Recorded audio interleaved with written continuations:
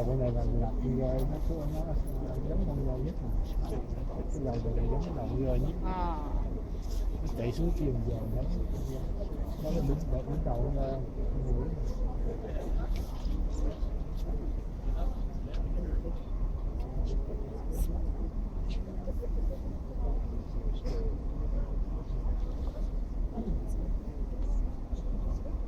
Chạy vô tới ngay cái xác nó đậu rồi nó bự lên nó vô tới nó thành tới không biết. Nó cái gì vậy? Ngoài nó chụp cái gì?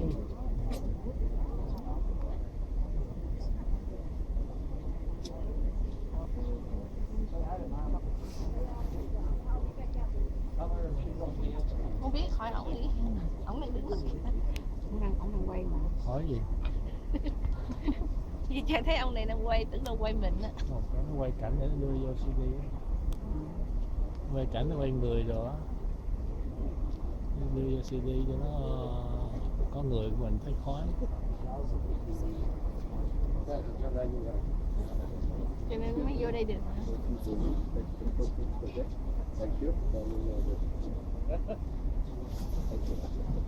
Bây giờ hết mưa rồi. Hết mưa rồi. Nắng lên rồi. Mà mấy chú nó quay. Bây giờ trời mưa nhiều quá để nó quay người á để đưa lên CD á.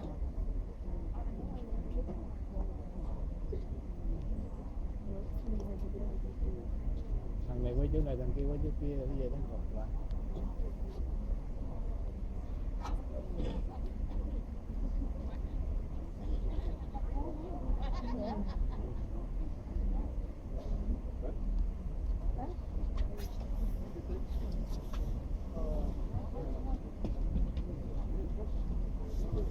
Khi nó hết pin rồi, sắp hết pin. It's a video, so wait. Oh, video. Yeah.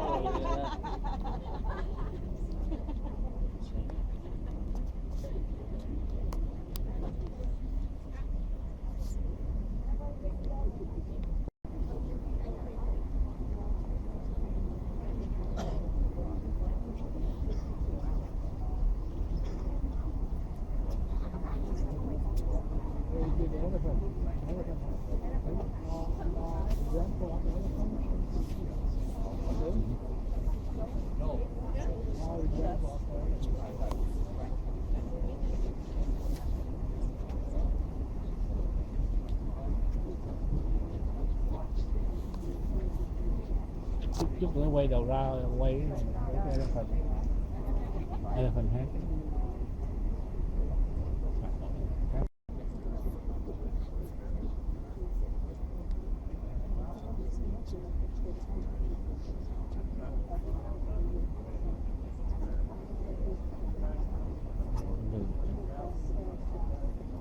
Nó xoay vào.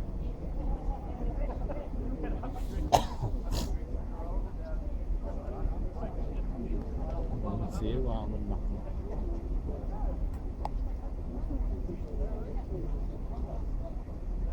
nó quẹo hay quẹo qua bên.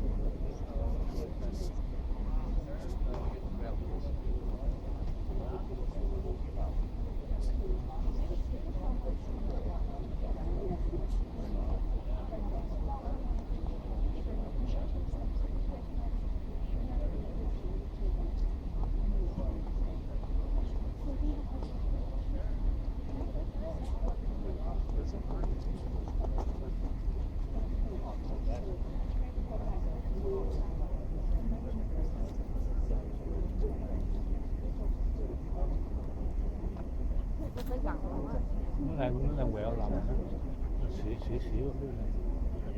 Biết ba mẹ đâu không?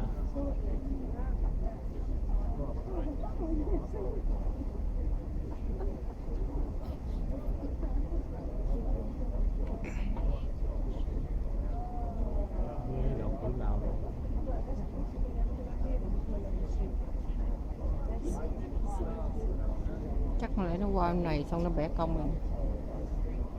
Bẻ cong ra rồi. nó còn tại nó có cái chuyên dịch bên hông á. Dạ nhưng mà giờ nó đi tới đây rồi nó bẻ qua bên này nè, nó làm cái Nó cua, là nó làm cái ngang, cua nó nằm nằm ngang xong cái đầu nó đi ra đây là.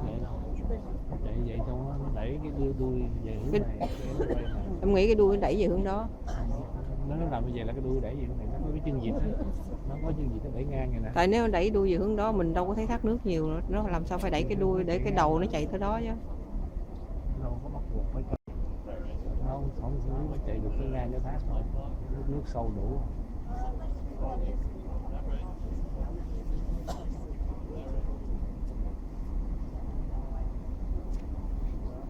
Nhiều tới hết pin, hết pin. Còn It's big, isn't it? It's not a big. Hả?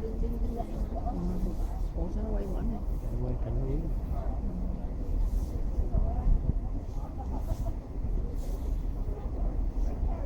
Chưa tới gì hết mà.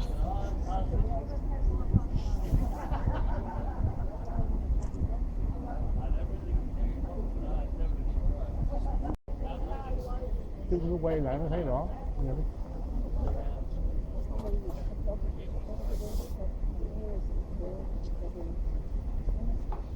Hết chạy rồi sao mà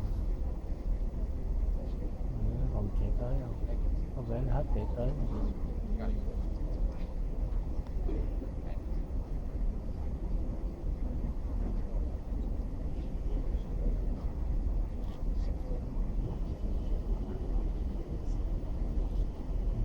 Well, folks, make sure you get a photograph of the blue sky here in Milford Sound.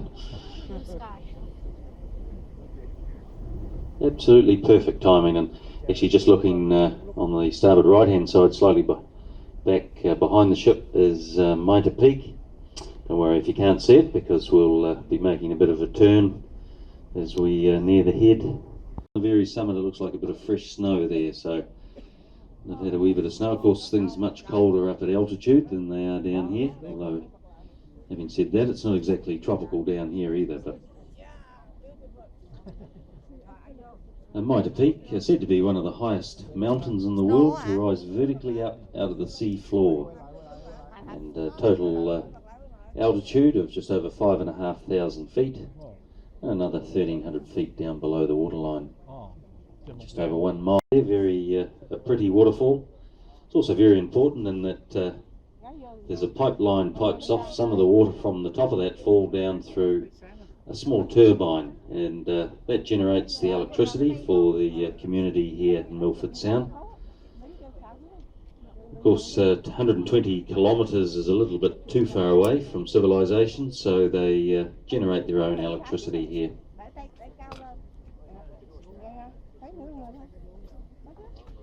The only other real facilities, there's a small commercial fishing fleet wharf. There's also the tour boat. Most tourists coming in spend a few hours here and then head back out again. Đó thấy, đó trút còn xa rồi. The Milford track itself, that comes down the valley off to the right, looking forward to the ship. It's known as the Arthur River. And the track follows that down, ending up here in Milford Sound.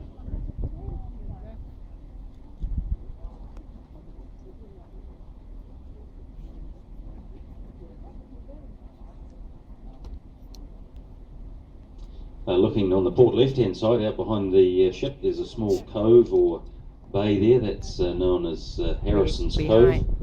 But, I guess it's the last remnants of the glacial age that used to fill these valleys with ice and snow. The last glacier or ice age receded from here around about 10,000 years ago.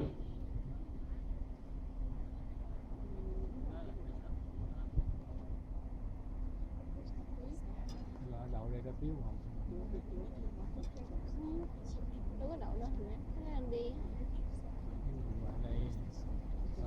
Mà nó đi rất là từ từ.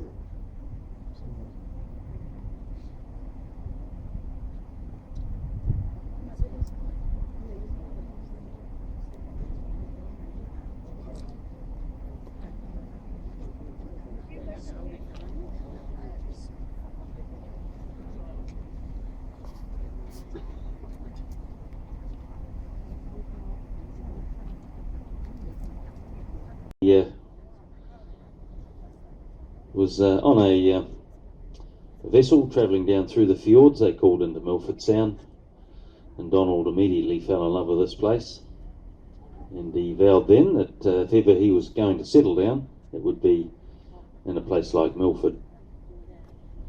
Anyway, a couple of years later, true to his word, after trying on some prospecting over on the east coast, he bought a small vessel, and accompanied by just his dog, they sailed back around from Dunedin, just as we've done overnight, all the way back around here to Milford Sound.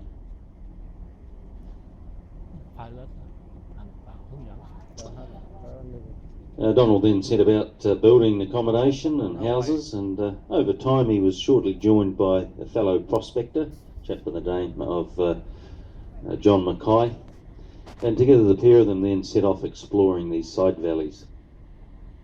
It was on one such expedition up the Arthur River, off on the starboard right hand side there, what is now part of the Milford Track. They came to this particularly scenic waterfall. Anyway, they had a little disagreement about who was going to name this waterfall, so like all good disagreements, they flipped a coin. John Mackay won, and the waterfall now bears his name, Mackay Falls. Anyway, Donald was a little annoyed about that, so they of course carried on up the valley about another 5 kilometres, where they rounded a corner, and there in front of them stood the highest waterfall in New Zealand. So although Donald might have missed out on the first flip, he did get to bestow his name on New Zealand's highest waterfall, the Sutherland Falls. Now, the Sutherland Falls comes down a total of 580 metres, or 1,904 feet. It's rated as one of the 6th highest waterfalls in the world. The only way you get to see it though is you have to walk the Milford Track, which goes past the near to the base of it, or you can grab a scenic flight from Milford. Yeah, I've actually walked the Milford Track about 35 years ago.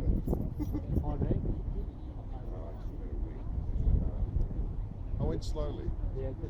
So that was back in 1880. Then in 1888, a fellow Scotchman, a chap by the name of Quentin McKinnon, discovered the Overland Pass, which now bears his name, McKinnon Pass. And that opened up access for people to get into Milford Sound, other than by boat. So people started walking through. It started out pretty small. I think 1889, 40 people made the journey through. But it's since got very popular, and is probably New Zealand's most iconic multi-day hike or tramp.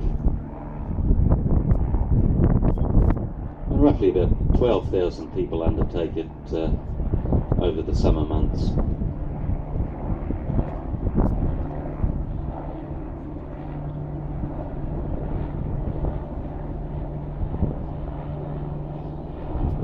Shortly after the discovery of the pass, the government then decided they would try and build a roading system through to Milford Sound.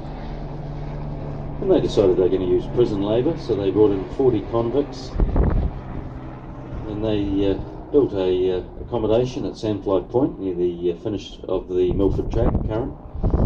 And they set forth trying to put a road system back towards Te Anau along the line that is the Milford Trail or Milford Track. They spent about 18 months here. They completed just over 2 kilometres of track, and it was deemed a little bit of a failure. The motivation, of course, wouldn't have been very high, and the weather conditions wouldn't have been very friendly. And it is said that they were charged for any tools that they broke, and there's a rumour that some of them actually went away owing money. Well, they packed up and left, and then the government contracted it out to a blasting construction crew from the west coast, mainly Irish, and they were very familiar with handling explosives, and they completed a lot of the tricky blasting and rock work around the sides of Lake Ada and some of the tricky areas. It was then opened up as a walking trail proper, and the road coming in a separate valley system and not arriving till the 1950s.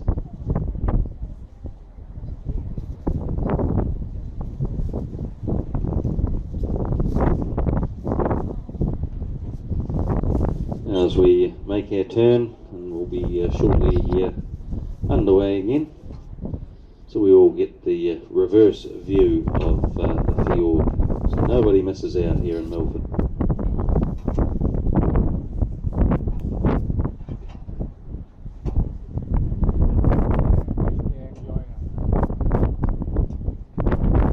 Those looking forward and slightly off to the left of the ship into Harrison's Cove.